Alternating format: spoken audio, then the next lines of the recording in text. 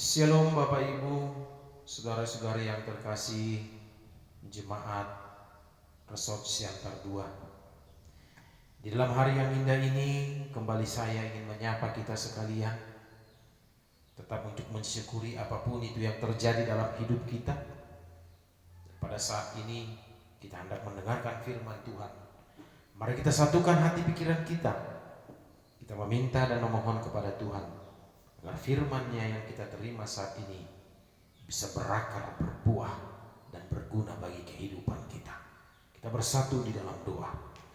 Terima kasih Tuhan Yesus atas penyertaan-Mu dalam hidup kami, yang telah menolong kami, memberikan nafas kehidupan saat ini. Tuhan, kami hendak mendengarkan firman-Mu. Buka hati pikiran kami, ajari kami untuk melakukannya dengan setia. Terima kasih Tuhan, berkuasalah Engkau selalu di tengah-tengah kehidupan kami. Amin. Bapak Ibu yang terkasih, di hari yang indah ini, mari kita bersama-sama membuka firman Tuhan sesuai dengan minggu kita, yaitu minggu saat ini, minggu pertama setelah Trinitatis, 14 Juni 2020. Kita baca bersama-sama, baik itu di rumah kita masing-masing dan saya di dalam gereja ini. Kita baca dari Lukas pasal 12. Kita mulai dari ayat 13 sampai dengan ayat 21. Demikian bunyinya. Orang kaya yang bodoh. Seorang dari orang banyak itu berkata kepada Yesus, "Guru, katakanlah kepada saudaraku supaya ia berbagi warisan dengan aku."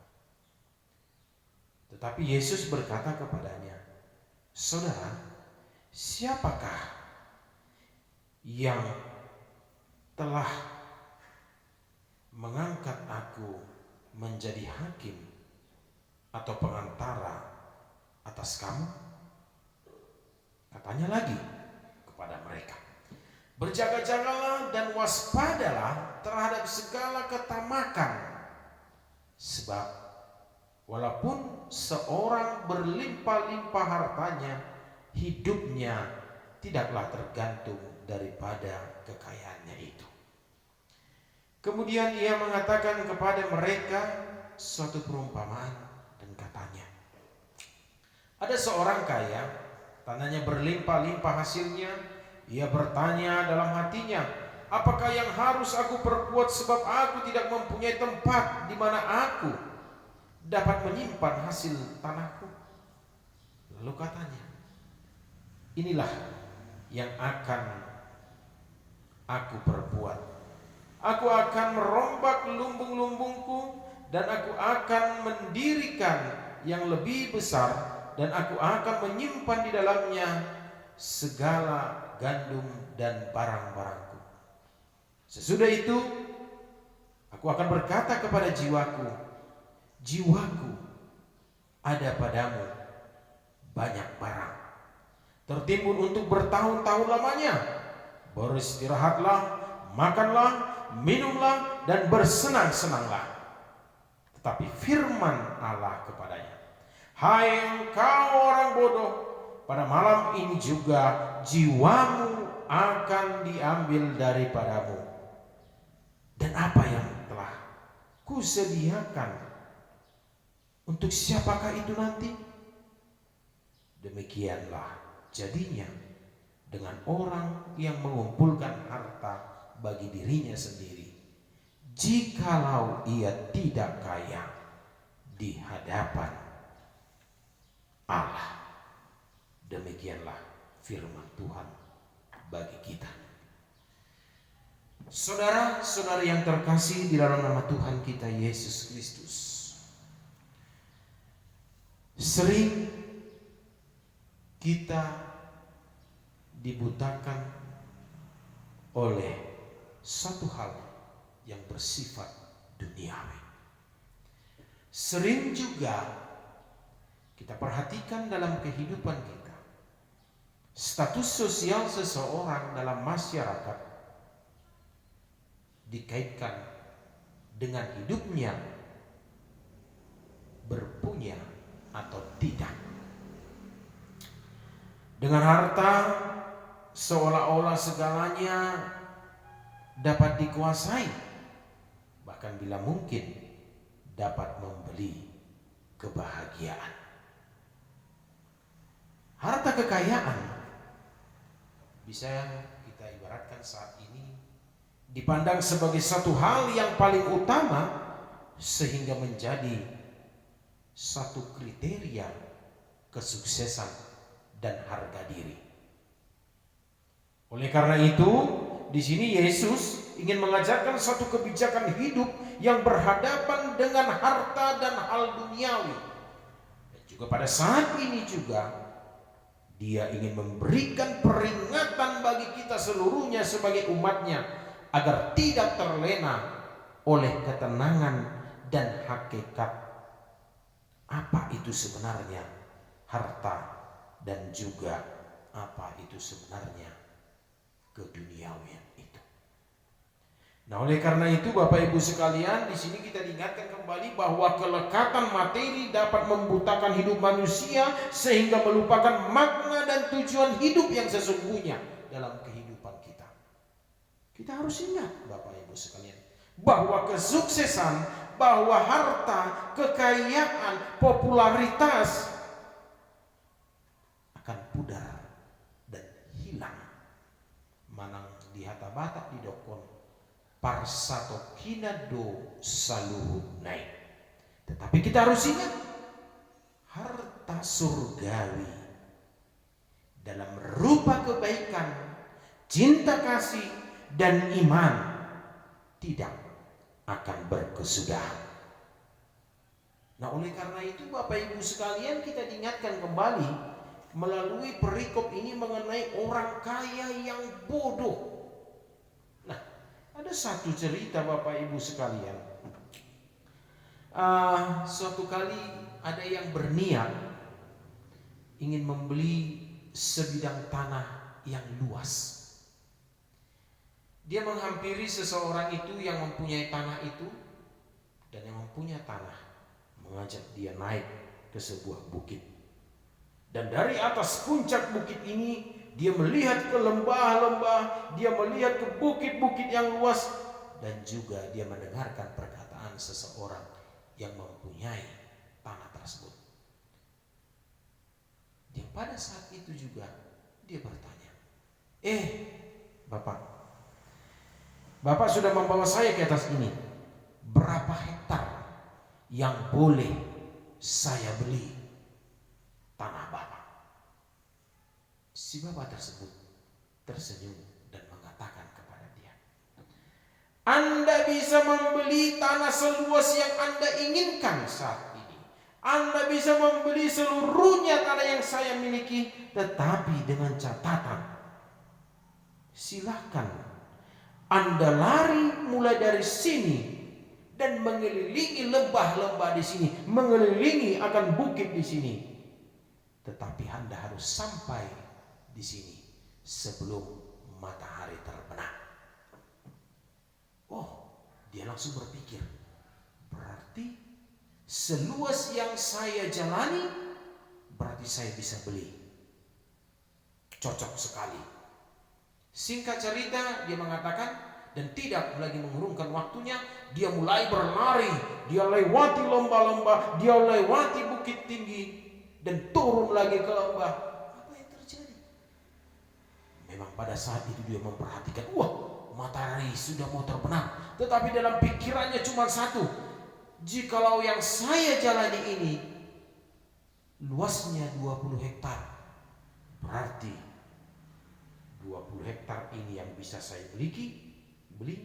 Dan jikalau 20 hektar saya jalani ini, berarti 200.000 meter persegi akan saya miliki. Berarti saya bisa bangun ini, bangun sana, bangun ini, dan saya bisa memiliki daerah ini, dan saya bisa membuat ini menjadi tempat yang sangat megah tempat ini.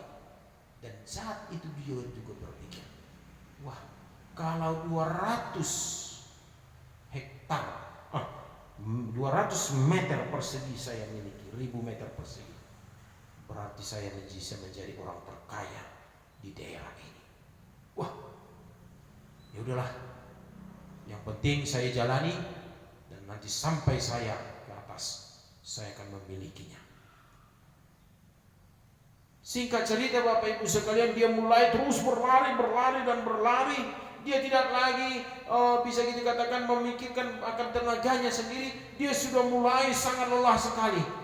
Dan pada saat itu, karena begitu semangatnya dia ingin memiliki harta itu, sampailah dia ke tempat mereka bertemu dengan seorang bapak yang memiliki tanah tersebut.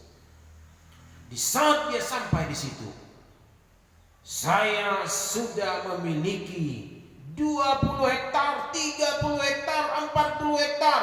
Saya orang kaya, saya sudah menjadi orang hebat di kampung ini.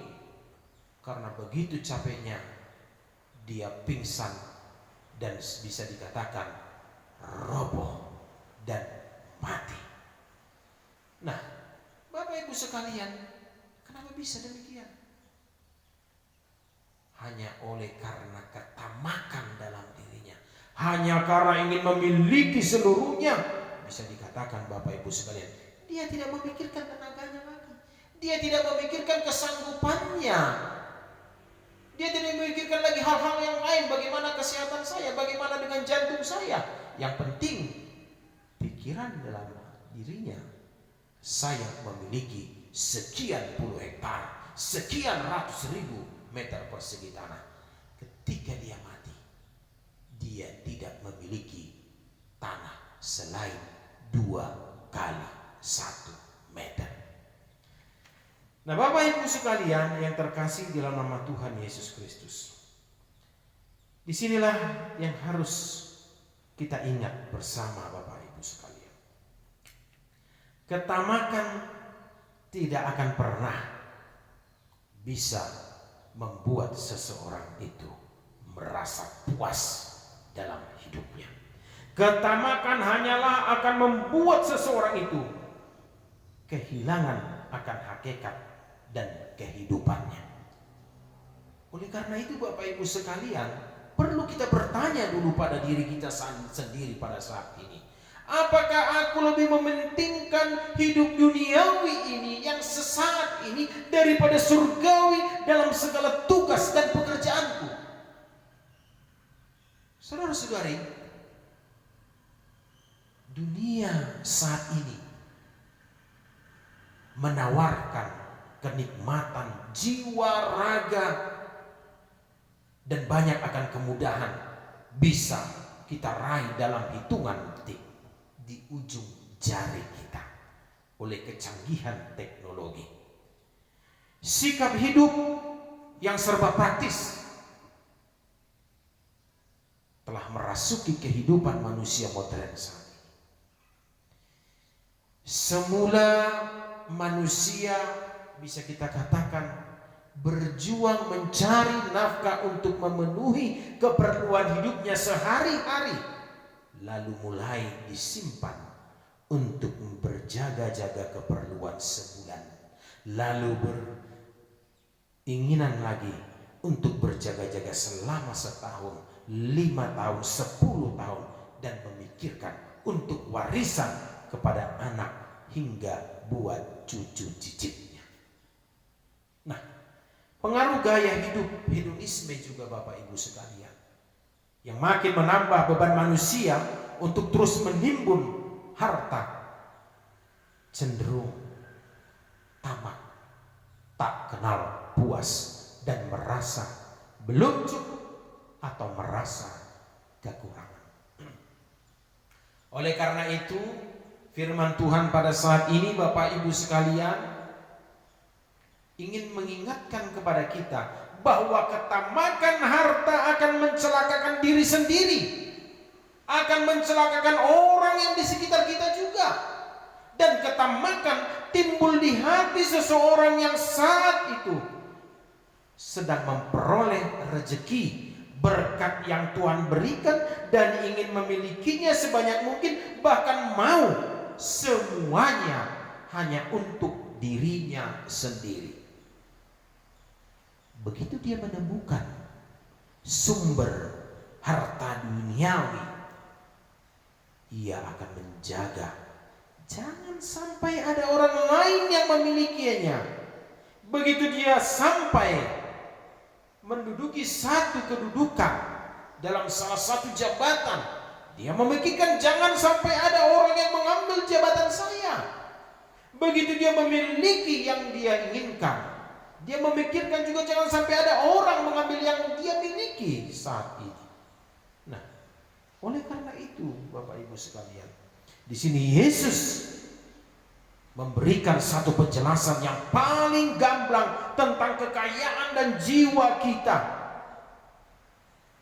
Dan ketika kita berada di dunia ini, orang bisa sangat tergoda untuk mengumpulkan kekayaan dan menjadi serakah, kikir, dan mementingkan hanya untuk dirinya sendiri. Itu yang terjadi dalam ayat 20. Oleh karena itu Bapak Ibu yang terkasih di dalam nama Tuhan Yesus Kristus, melalui perumpamaan tentang orang kaya yang bodoh, di sini kembali melukiskan bagaimana keterikatan hati manusia akan harta. Dan dalam Injil ini dipakai kata harta dalam bentuk tanah, lumbung, gandum, dan barang-barang lainnya.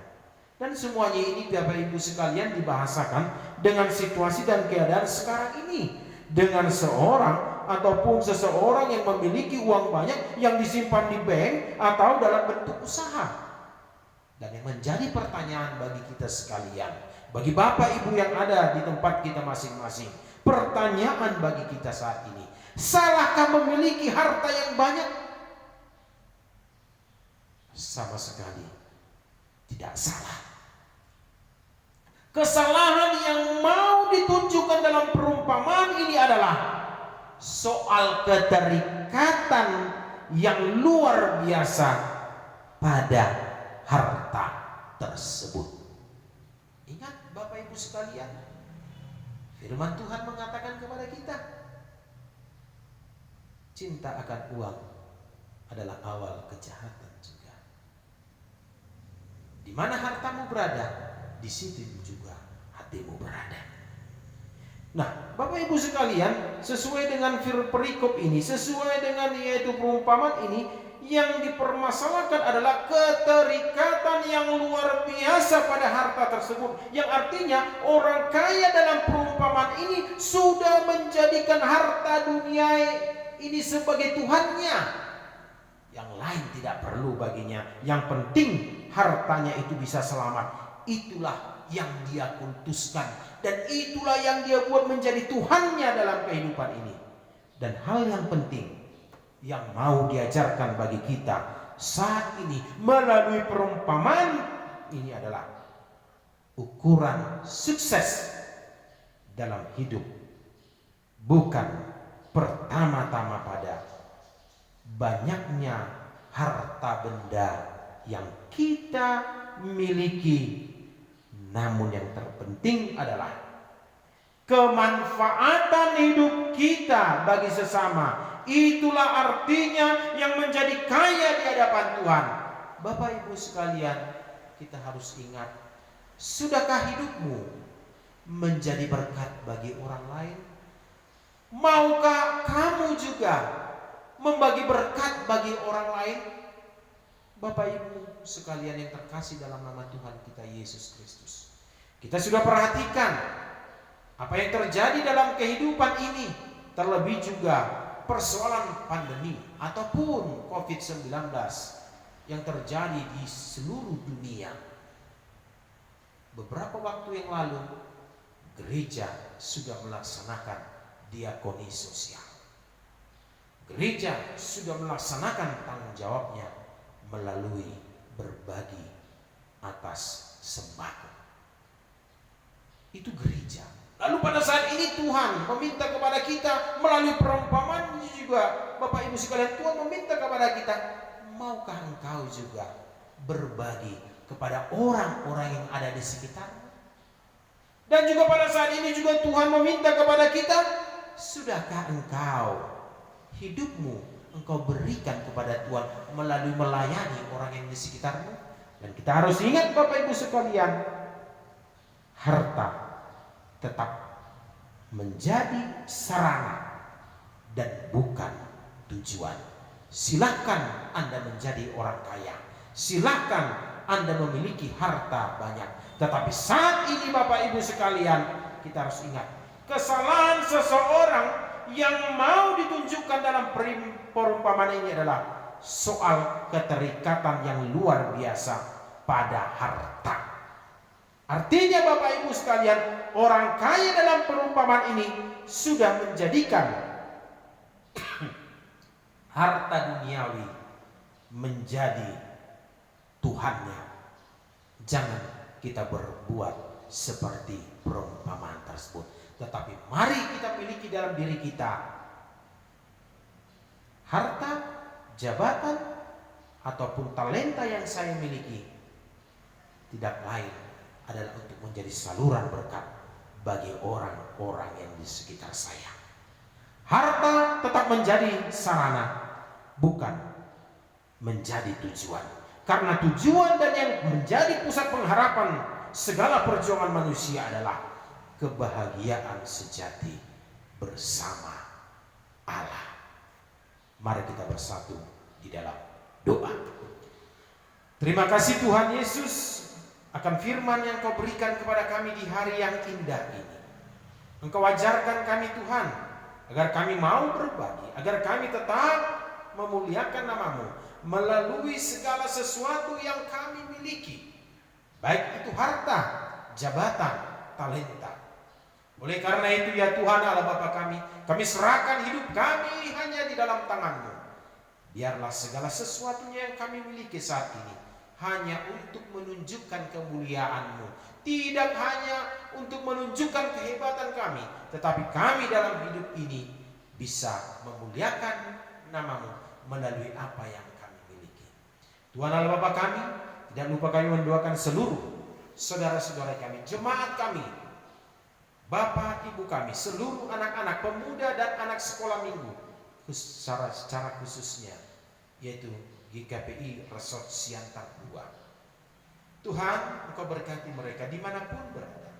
Engkau berikan kesuksesan bagi anak-anak kami yang sedang studi. Engkau berikan kepintaran, berikan kepada Bapak Ibu kami, yaitu hasil yang bagus di dalam pekerjaan mereka, ataupun nafkah yang berkelimpahan.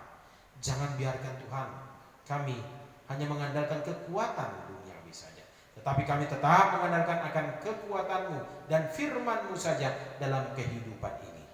Ya Allah Bapa kami, bagi saudara-saudari kami yang sedang mengalami banyaknya permasalahan, banyaknya pergumulan ataupun sakit penyakit, biarlah Engkau Tuhan bekerja bagi mereka, berikan kesehatan, berikan jalan keluar bagi mereka, dan tetap bungkus kami Tuhan dalam kasih-Mu. Tuhan Allah Bapa kami serahkan juga Tuhan bencana yang terjadi dalam kehidupan kami saat ini. Di seluruh dunia ini sudah banyak korban ya Tuhan, hanya oleh karena COVID-19 atau virus corona. Kami serahkan ke tangan-Mu Tuhan, kiranya Engkau angkat seluruhnya itu. Dan juga ya Allah Bapa kami, berikan kepada kami kekuatan, kesehatan, sehingga kami seluruhnya Tuhan bisa melalui yaitu bencana ini di dalam kekuatan yang daripada-Mu. Berikan kekuatan juga bagi para medis ataupun dokter, bagi pemerintah kami, sehingga kami bisa bergandengan tangan, bersatu padu untuk mengalahkan ataupun memusnahkan yaitu virus corona dalam kehidupan ini. Tuhan, berikan kesadaran bagi kami agar kami tetap mau melakukan apa yang dianjurkan oleh pemerintah di dalam menjaga yaitu kesehatan kami. Tuhan Allah Bapa kami, tidak lupa juga kami mendoakan seluruhnya jemaat-Mu dimanapun berada. Berkati apa yang kami kerjakan, berkati obat-obatan yang dimakan oleh Bapak Ibu kami yang sedang sakit, dan berkati segala usaha kami Terima kasih Tuhan, ampuni segala dosa-dosa kami. Terimalah berkat daripada Tuhan untuk kita sekalian. Tuhan memberkati engkau dan melindungi engkau. Tuhan menyinari engkau dengan wajah-Nya dan memberi engkau kasih karunia. Tuhan menghadapkan wajah-Nya kepadamu dan memberi engkau damai sejahtera. Amin.